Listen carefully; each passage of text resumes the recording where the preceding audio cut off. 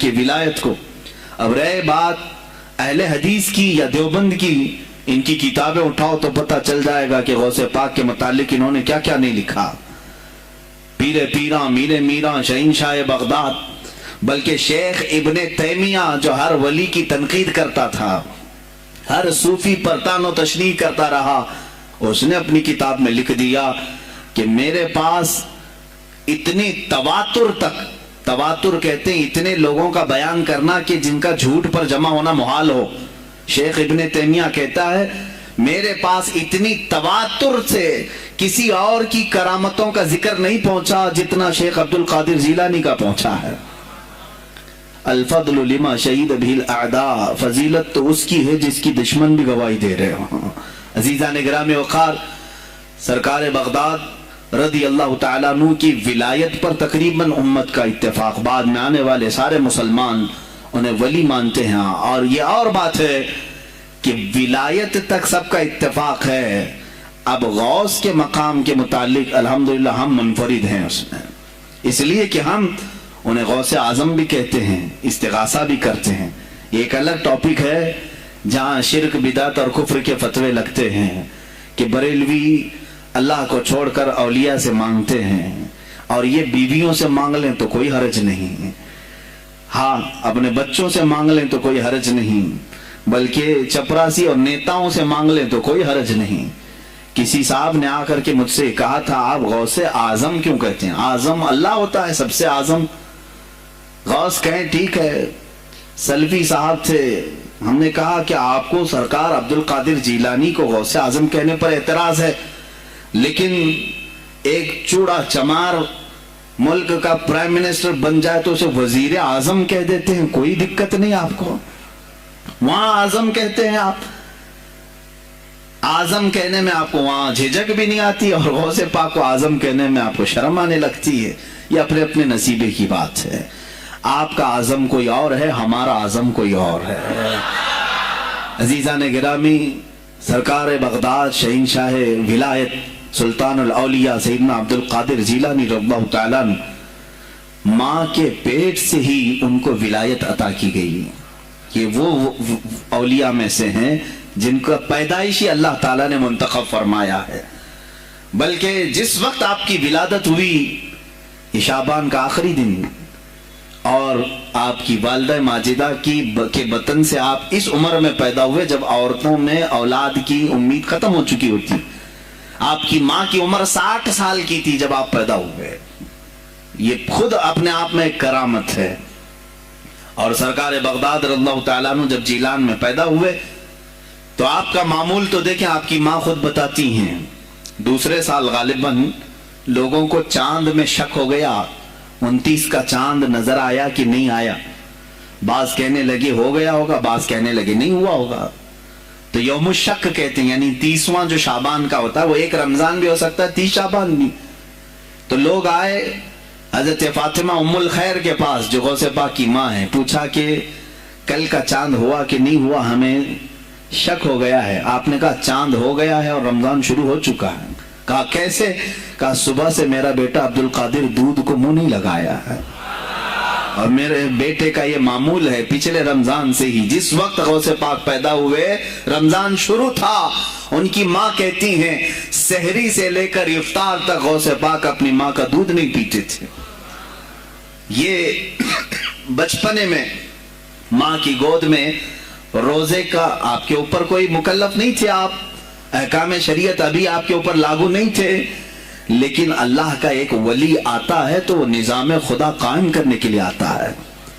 آج میں اسی پر گفتگو کرنا چاہوں گا. اللہ کے اولیاء ظاہر کیوں ہوئے دنیا میں اور کیوں آتے ہیں؟ ان کا سب سے بڑا مقصد دنیا میں آنے کا، جلوہ بار ہونے کا، وہ یہ ہوتا ہے کہ نظام خداوندی کو زمین پر قائم کریں. جس کی کائنات ہے اسی کی بات یہاں پر قائم ہونی چاہیے. اب یہ باتیں وقت کے ساتھ گزرتی جاتی ہیں اور لوگ بھول جاتے ہیں. آپ سب کو پھر میں یاد دلا دوں، میرے عزیز، میں نے بھی اور آپ نے بھی اللہ سے ایک وعدہ کیا ہے. ہماری روحوں نے اللہ سے وعدہ کیا ہے. جب اللہ تعالیٰ نے ہمیں پیدا بھی نہیں کیا تھا، اس وقت ہماری روحوں کو بلا کر اس نے ایک وعدہ لیا، अलस्तु बिरब्बिकुम, क्या मैं तुम्हारा रब नहीं हूं, मैं तुम्हारा मालिक और खालिक नहीं हूं? तो सब की रूहों ने कहा था कालू बला व रब्बिना, क्यों नहीं मौला, तू ही तो हमारा रब है। रब ताला ने फरमाया क्या तुम इसी वादे पर बरकरार रहोगे दुनिया में जाने के बाद? सब ने कहा था हम वादा करते हैं मौला, इसी पर बाकी रहेंगे। यहां आने के बाद कितने वो लोग हैं जो उसकी रुबूबियत का इकरार करते हुए इस कायनात में सिर्फ उसके गुण गाते हैं। कुफार और मुशरिकीन तो वादा खिलाफ हैं, तोड़ दिए, उन्होंने अल्लाह के अलावा किसी और को खुदा बना लिया। लेकिन तुमने अल्लाह अकबर तो कहा, जुबान से तो तुमने तस्लीम किया, लेकिन तुम्हारा रहन सहन ये बताता है कि तुम्हारा मालिक कोई और है, किसी और को राजी करने में लगे हुए हो, किसी और की दरियोजागिरी कर रहे हो, किसी और की खुशामदी में खड़े हुए हो। दरबारों के आस्थानों के दरवाजों पर तुम्हारा खड़ा होना घंटों पर किसी को राजी करने के लिए, ये तुम्हारा अमल बताता है कि तुमने रब्बे आला को अकबर नहीं समझा। वादा तो तुम्हारी रूहों ने किया था कि तेरे सिवा किसी को हम हाकिम नहीं तस्लीम करेंगे, हाकिम आला सिर्फ अल्लाह है। औलिया कामिलीन यही बात याद दिलाने के लिए आते हैं, फिर तुम्हें ये याद दिलाने के लिए आते हैं। और जिस शान से वो दुनिया में आते हैं, बचपन से ही उनके हालात ऐसे होते हैं कि शरीयत ताहिरा की पाबंदी उनके हर कौल और अमल में नजर आती है, हर कौल और अमल में। इसलिए कि हम जिसकी जमीन पर हैं और जिसकी आसमान के नीचे हैं, बात होगी तो सिर्फ उसी की होगी, बात होगी तो सिर्फ उसी की होगी।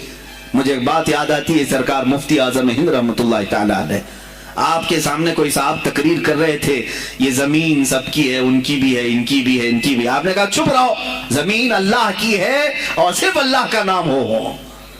ये सबकी हिम्मत नहीं बोलने की, जमीन अल्लाह की है और अल्लाह ही का, यहां पर अल्लाह ही की बोली बोली जाए, उसी के लिए ज़ेब देता है। जिसके घर में रह रहे हो उसी की बात करो।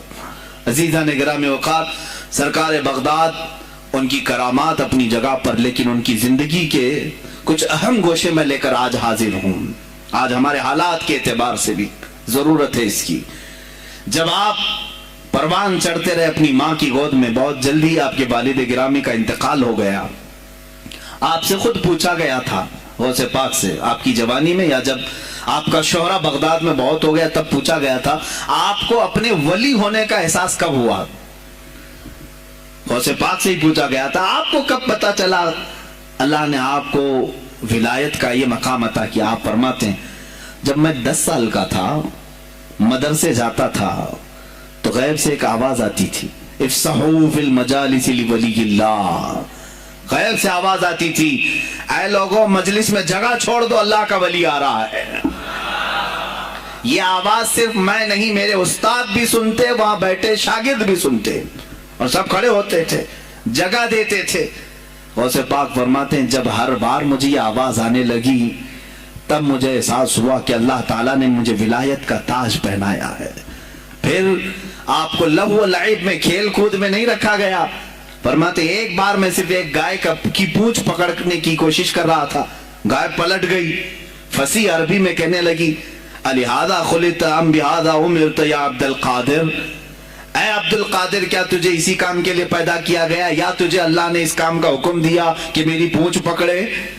गौसे पाक फरमाते हैं, मैं चौंक गया कि एक जानवर मुझसे अरबी में बात कर रहा है। और उसके बाद वो गाय खुद कहने लगी, ऐ अब्दुल कादिर तुझे अल्लाह ने अपनी मखलूक के लिए बनाया है, अपने बंदों को राह रास्त पर लाने के लिए। गौसे पाक फरमाते हैं, इसके बाद जिंदगी में कभी खेल कूद की ख्वाहिश भी नहीं आई, खेल कूद की ख्वाहिश भी नहीं आई, कभी तस्वुर भी नहीं किया। और जब आप जीलान से निकलकर बगदाद आए, बगदाद के जो हालात थे वो आपने बहुत करीब से मुशाहिदा किया। मेरे अजीजों, आज के जो हालात है ना, आज के जो हालात मैंने पढ़ा, इससे भी ज्यादा डेंजर हालात उस जमाने के थे। आज लोग हालात की शिकायत करते हैं, बहुत सारे उलमा मौलाना हमसे कहते हैं हालात अब सही नहीं है, वैसे नहीं है पहले। मैं तुम्हें गौसे पाक के हालात बताता हूं, उस वक्त सियासी हालात क्या थे।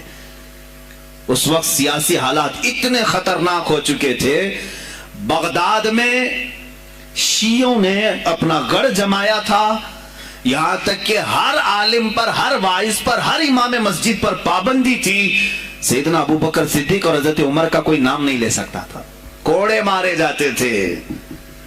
شیخین کا اگر کسی نے نام لے لیا کسی عالم نے، کوڑے مارے جاتے تھے۔ خلیفہ واثق باللہ تک یہ تاریخ چلی بغداد میں، اور سلطنتیں ٹوٹ چکی تھی، سیاسی حالات اس قدر خراب ہو چکے تھے، چھوٹی چھوٹی ٹکڑیوں میں بٹ چکے تھے مسلمان۔ مصر کی طرف دیکھیں تو فاطمی حکومت قائم ہو گئی تھی، وہ اپنے آپ کو فاطمی کہہ رہے تھے۔ بغداد میں عباسی خاندان حکومت کر رہا تھا، اور وہ بھی سمٹ کر کے صرف بغداد کے اطراف رہ گئی بس۔ پھر ترکی کی طرف دیکھیں تو سلجوکی خاندان تھا، ایک ایک ٹکڑا حکومت کر رہا تھا، اور یہی آپس میں دست بگریباں تھے، ایک دوسرے سے لڑ رہے تھے۔ اور پھر پلس اس پر ایسا کہ بازنطینی جو عیسائی تھے، صلیبی تھے، ان سلطنتوں کو آپس میں لڑا کر کے اس قدر شدت پیدا کر چکے تھے کہ بغداد والا مصر نہیں جا سکے، مصر والا ترکی نہ آ سکے۔ پھر ادھر بخارا، سمرقند، نیشاپور، یہ جو رشیا میں ہیں آج، ازبکستان وغیرہ میں، یہاں الگ ایک سلطنت قائم تھی، اور ہند میں الگ کفرستان تھا۔ سب جگہ الگ الگ حالات تھے، اور مسلمانوں کے لیے اس زمانے میں ایسے حالات ہو گئے جیسے لاک ڈاؤن ابھی کا سیم۔ میں آپ کو بتا رہا ہوں سچویشن۔ لاک ڈاؤن میں کیا ہوا تھا معلوم ہے؟ یہ ہمارے طلبہ دیکھیں 8 مہینے سے بیٹھے ہوئے ہیں، مدارس میں نہیں گئے، حفظ قرآن کر رہے تھے، عالم دین بن رہے تھے، مدرسے بند ہیں نا، گھروں میں بیٹھے کچھ تو آوارہ گردی کر رہے ہیں۔ اسی طرح کالج کے بچے بھی، اسکول کے بچے بھی سب چھوٹے ہوئے ہیں لاک ڈاؤن کی وجہ سے۔ سیم یہی سچویشن اس زمانے میں ہوئی۔ بغداد علمی مرکز تھا، کوفہ اور بصرہ علم کے مرکز تھے، آپسی رنجشوں کی وجہ سے بادشاہوں کی طلبہ ایک جگہ سے دوسری جگہ کا سفر نہیں کر سکتے تھے، بغداد کے سارے مدرسے بند پڑے ہوئے تھے، کیونکہ طلبہ آ نہیں سکتے۔ کہاں سے آئے تم؟ مصر سے آئے، واپس جاؤ، اس سلطنت میں کیا کر رہے ہو؟ اس طرح کی سختیاں، یہاں تک کہ یہی زمانہ ہے جب حسن بن صباح نام کا ایک ایسا منافق جس نے اس زمانے کے بادشاہوں کو خرید لیا اور کچھ لوگوں کو نشے کا خوگر بنایا، حشیشین وغیرہ آپ نے سنا ہوگا، صلاح الدین ایوبی کا زمانہ ہے یہ۔ غوث پاک سے صرف 4 سال بعد صلاح الدین ایوبی آئے، صرف 4 سال بعد۔ اس زمانے میں حسن بن صباح نے ہزاروں نوجوانوں کو نشے کا عادی بنا دیا تھا، ہزاروں نوجوان۔ اور کیسا نشہ، کوکین، افیون وغیرہ سب تو لے کر کے تو لوگ ہوش میں آ جاتے ہیں۔ وہ ایسا تھا کہ اس نے جو نشہ دکھایا تھا، ایک چھوٹے سے کمرے میں ان کو رکھتا اور انہیں بتاتا کہ یہ درخت ہیں، یہ نہر ہے، یہ محل ہے، یہ حور ہے، تو اسے وہ جنت ہی سمجھتے تھے۔ اور پھر اس کمرے سے باہر نکالتا اس کو، تڑپ تڑپ کے آدمی مر جاتا کہ مجھے میری جنت میں واپس کرو۔ وہ جنت نہیں، کمرہ ہوتا تھا، لیکن نشہ اسے ایسا کرایا جاتا تھا کہ اس کمرے کو وہ جنت سمجھنے لگتا تھا۔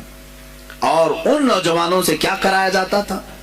ان کو نشے کا عادی بنا کر کے باہر نکالا جاتا، انہیں ٹارگٹ دیا جاتا، فلاں مجلس میں جاؤ، فلاں خلیفہ کو قتل کرو، فلاں وزیر کو مارو، فلاں سپاہیوں کو مارو، فلاں عالم دین کا قتل کرو۔ اور وہ اپنا ٹارگٹ پورا کر کے آتے ہیں، اس لیے کہ انہیں نشہ چاہیے تھا۔ وہ 1 دن 2 دن سے زیادہ اس نشے کے بغیر رہ نہیں پاتے ہیں، وہ اپنا ٹارگٹ کرنے کے لیے اپنی جان بھی جوخم میں ڈالتے ہیں۔ اس طرح کے کئی حملے خلفاء پر کرائے حسن بن صباح نے۔ اور جانتے ہیں، میں نے آج تاریخ دیکھی، حسن بن صباح نے علماء اہل سنت کو اس زمانے کے 40,000 علماء کو قتل کرایا۔ یہ وہ زمانہ تھا جب بغداد کا حال یہ تھا کہ نشہ زیادہ ہو چکا تھا، علم دین کے مراکز بند ہو رہے تھے، اور علماء بولنے میں ہچکچا رہے تھے، ڈر رہے تھے، اور سلطنتیں آپس میں ایک دوسرے سے ٹکرا رہی تھیں۔ جو خلیفہ بیٹھتا وہ نہایت عیاش قسم کا خلیفہ آتا تھا۔ اکثر خلیفہ عیاش آئے، ان کے حریم میں، ان کے حرم خانے میں یعنی ان کے محل میں 40 عورتیں ہوا کرتی تھیں جن کے ساتھ وہ وطی کرتے، جمع کرتے، جبکہ وہ مسلمان خلیفہ ایک بادشاہ کے لیے چاہے کوئی بھی ہو 4 سے زیادہ کی اجازت ہے، 40 کنیزاؤں کے ساتھ وہ زندگی گزار رہے ہوتے ہیں. اس میں عیسائی بھی ہوتی، یہودی بھی ہوتی، سب قسم کی ہوتی. یہ خلفاء کا حال تھا. تم کیا کہہ رہے ہو ہمارے زمانے کو؟ ارے حالات برے ہیں، حالات برے ہیں. ابھی اور میں بتاؤں کتنے برے حالات اس زمانے میں تھے. علماء کو کوڑے مارے جاتے تھے اگر بولے. ارے شیخین کا نام لینے پر پابندی بغداد میں لگ گئی ہو، اس سے بڑا اور ظلم کیا ہو سکتا ہے؟ سیدنا ابو بکر صدیق، حضرت عمر کا نام لینے پر کوڑے مارنے لگائے جاتے.